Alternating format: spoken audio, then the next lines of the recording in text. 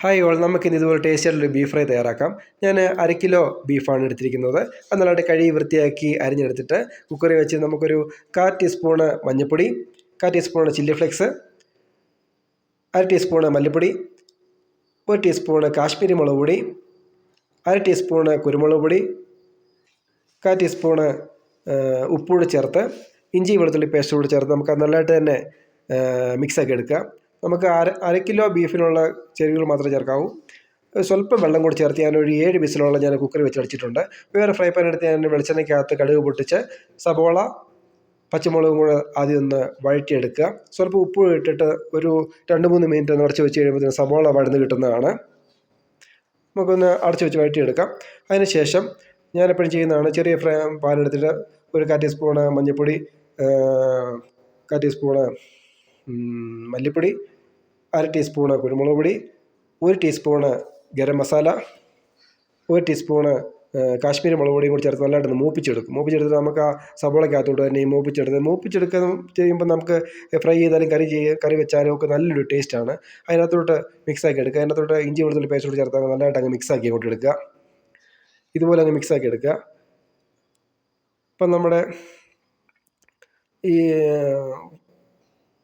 പൊടികളെല്ലാം വറുത്ത് ചേർക്കുമ്പോൾ നല്ല ടേസ്റ്റ്. നമുക്ക് ആ ചെറിയ ഫ്രൈ പാനായിരുന്നു ഞാൻ മുമ്പേ എടുത്തത്. അതുകൊണ്ടാണ് ഞാൻ ബീഫ് ഇച്ചിരി കൂടുതലുള്ളതുകൊണ്ട് വേറെ പാനിൻ്റെ അകത്തോട്ട് കുക്കറിൽ നിന്ന് വെള്ളത്തോട് കൂടി തന്നെ അങ്ങോട്ട് അതിൻ്റെ അകത്ത് ഒഴിച്ചു.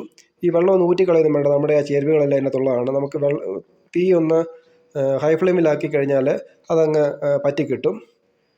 അത് എന്നിട്ട് സ്വല്പം പച്ചമുളകും കരിയാപ്പിലയും കൂടി ഇട്ട് ഇതുപോലെ അങ്ങ് നല്ലതായിട്ടൊന്ന് അങ്ങോട്ട് ഒന്ന് വഴറ്റിയെടുത്താൽ മതി. അതിനുശേഷം നമുക്ക് ആ ഒരു മസാലക്കൂട്ട് നമ്മൾ അതുകൂടെ ചേർത്ത് അങ്ങോട്ട് മിക്സ് ചെയ്ത് അങ്ങോട്ട് എടുക്കുക. ഇതുപോലെ അങ്ങ് മിക്സ് ചെയ്ത് എടുക്കുക. നമ്മുടെ ബീഫ് 6-7 വിസിലടിച്ചതായതുകൊണ്ട് ബീഫ് നല്ലതായിട്ട് വെന്തതാണ്. പിന്നെ ഇതുപോലെ അങ്ങ് വഴറ്റിയെടുക്കുക.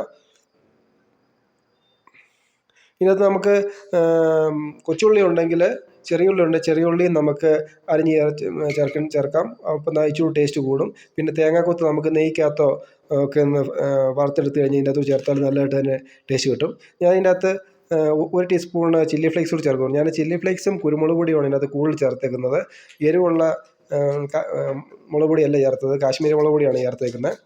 അപ്പം കുരുമുളക് പൊടിയും ചില്ലി ഫ്ലേക്സും ഞാൻ ഇതിനകത്ത് കൂടുതൽ ചേർക്കുന്നുള്ളതുകൊണ്ടാണ് കാശ്മീരി മുളക് പൊടി ചേർത്തത്. അപ്പോൾ നമുക്ക് ഇതുപോലെ ആവശ്യത്തിനുള്ള ഉപ്പൂടെ ഒന്ന് ടേസ്റ്റ് ചെയ്ത് നോക്കിയിട്ട് ഉപ്പ് കുറവുണ്ട് ഉപ്പൂടെ ചേർത്ത് നല്ലതായിട്ട് തന്നെ അങ്ങോട്ട് മിക്സാക്കി എടുക്കുക. എന്നിട്ടെല്ലാം ലാസ്റ്റ് ചേർത്തേക്കുന്നത് ഞാൻ കോക്കനട്ട് ഓയിലാണ്, വെളിച്ചെണ്ണയും കൂടി ഒഴിച്ചാണ് നല്ലതായിട്ടൊന്ന് മിക്സ് ചെയ്ത്. കുരുമുളക് പൊടി കുറവുണ്ടെങ്കിൽ കുരുമുളക് പൊടി സ്വല്പം കൂടെ ഒന്ന് ഇട്ട് കൊടുക്കണം. നമുക്ക് ബീഫ് ഫ്രൈ വെക്കാൻ നേരം കുരുമുളക് പൊടിയാണ് ഏറ്റവും കൂടുതലായിട്ട് നിൽക്കേണ്ടത്. നമ്മളുണ്ടോ ഈ ഒരു പരുവത്തിലായി കിട്ടിയിട്ടുണ്ട്. ബീഫ് ഫ്രൈ ഏകദേശം നമ്മൾ റെഡി ആയിട്ടുണ്ട്.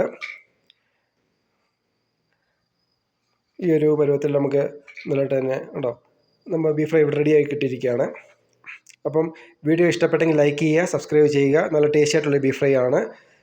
ചാനൽ സബ്സ്ക്രൈബ് ചെയ്യുക. Thanks for watching. Thank you.